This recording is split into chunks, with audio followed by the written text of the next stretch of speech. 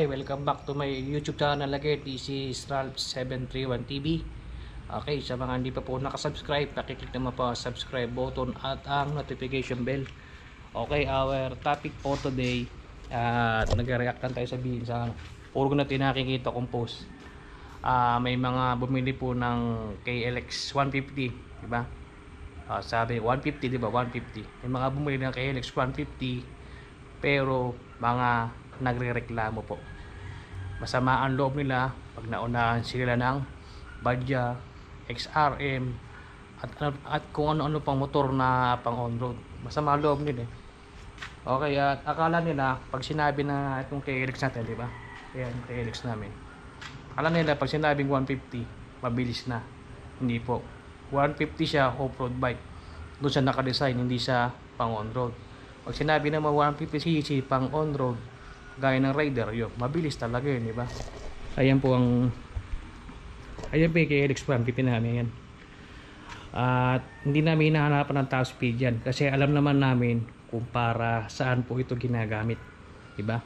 Although dual sport siya, pero kaya nga siya may papel para pag pupunta ka ng trail site, pwede kang dumaan sa mga roads, di ba? Kaya siya street legal. Wala kang pick up, makakatawid ka. Ito na may aking YC125 production bike for motocross use only. Yan, mabagal na din po sa highway gagamitin mo. At galit na galit yung makina kasi low speed. Nakadesign na po sa motocross track. Ganon din po ang KLX. Ang ratio po ng transmission yan ay low speed. Kaya pag ginamit nyo po sa highway, mabagal, di ba? Abe, tumakbo kayo ng 80 safe na yon.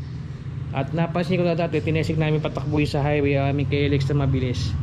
Unang-una, hindi po siya aerodynamic, mga sir, mga idol.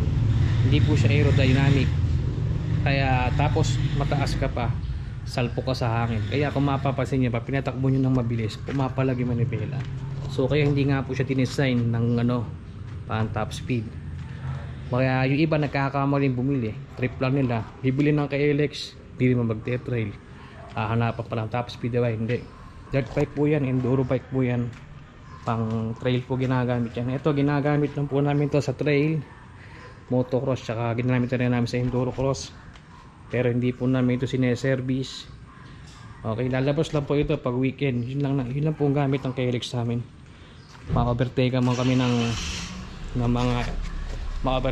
ng XRM, ng Badja, Wave, at kung ano pa. Hindi po sumasama yung loob namin dahil alam naman namin hindi nakadesenyo pang top speed ang KLX po natin, diba? Subukan nyo namang ayain sa trail yan, yung XRM, yung Badja, lahat ng sinasabi nyo na yung kinakasama ng loob nyo, diba? Hindi sila pwede doon, masisira motor nila. Yun. Kaya may vlog ako dyan. Kaya may purpose yung KLX. Bawat category ng motor may purpose at kung para saan ginagamit. Ayan. Ito motocross bike, enduro for trail, pero pwede rin motocross sa ano mo gagamitin, local enduro category, open at KLX class. Ito naman pang production category sa motocross. Ayan. Kaya yung mga naghahanap ng bilis na KLX ay baka nagkamali po kayo ng motor. Yung iba, paano ko sa iba, kung gusto niya na talagang top speed, ibenta na lang nila KLX sila. Bilisin na ng Rider 150. Ganyan, yung mga ano pa ba yung mga matutulog na 150 na motor, yun ang nababagay sa kanila, diba? Yung kasi ang kanang iba, akala nila kung malaki yung motor 150 mabilis na, hindi, diba? Ay yung KLX namin ay upgraded yung makina, pero yung pa rin top speed kasi nga low speed yung transmission yan, pero sandali lang niya ibalibag, sandali rin yung kuhanin. Pero at top speed na ito ngayon sa highway siguro 80, pero galit na galit yung makina, hindi namin binababad kasi po low speed 1357 yung sprocket, diba? Yan, ito 13 yung front, 57 pilikod. Ito naman 150L namin, stock sprocket, hindi pa po namin ito na pang trail.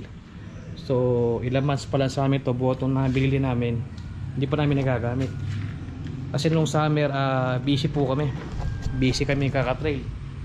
Yung dalawang KLX na hindi namin naasikaso to. Ngayon tag-ulan, ayusin namin to. Alam na to, pang mga light trail namin. Medyo paliitin din gulong, pero kondisyon naman to. Ito all stock yung makina, naka 28mm carb lang yun. Pag nakagamit kayo ng KLX sa stock, o compare nyo sa naka 170cc, malayo yung power. Pero kung sa top speed, yun pa rin, magkikita pa rin sa dulo. Pero not advisable po pang top speed, pang higher top speed. Akin pumapalag yung manibela at delikado. Yung iba naman, bibigatan yung sprocket, halos makawawa na yung makina, wala nang arangkada. Ang ano naman, ang problema naman, binikatan yung sprocket time to time, yung stress, yung clutch system niya, stress po yan. Yung makina mo malakas sa connecting line, yung mga bearing stress. Abay, ang stock sprocket ng KLX 150L is 1452. Iba bibigatan, gagawin 15-16 engine sprocket, tapos liligitan na ngayon, minsan may re-relitan na sagad. Ano yan, tricycle, para bumilis. Sasakripisyo may arangkada, parang umaarangkada ka naka third gear, second gear, ganun po mangyayari. Kawawa yung makina, imbis na humaba pa yung lifespan ng makina, umiiksi. Mas the best pa nga po yung nag low speed hindi stress yung makina. Tulad niya yung mga pantrail namin, low speed, diba? Hindi siya stress, magaan siya umarangkada. At saka napansin namin, tumipid sa gasolina kasi umaarangkada, may gapang. Tsaka hindi po malakas sa clutch lining tulad sa trail. Sakto, may gapang ngayon. Nakalimutan ko ay SK brand pala yan, 1357. Yan, parehas may dalaw na, 1357 yan. Yan, 1452 stock. Yan, okay. Tsaka napansin ko, mas pabigat po itong 158 isa dito. Mas magaan yung dalawa namin KLX. Ayun, kaya sa mga naghahanap ng top speed, huwag nyo hanapan ng top speed ng KLX. Hindi po siya nakadesign yung mga sir. Paulit-ulit yung mga post sa iba, ganyan. Hindi siya design, yan. Kung gusto nyo talaga mag top speed, magpalit kayo na ibang motor, diba? Yan, meron din dati ko CRF na 250R production bike 4 stroke. Mabagal din po sa highway kasi hindi talaga siya pang highway. Kaya kung gusto niyo mag top speed, bili kayo NMAX, Aerox, Raider, ano pa ba yung Honda yung mga bago yun. Pili lang kayo ron. Yan.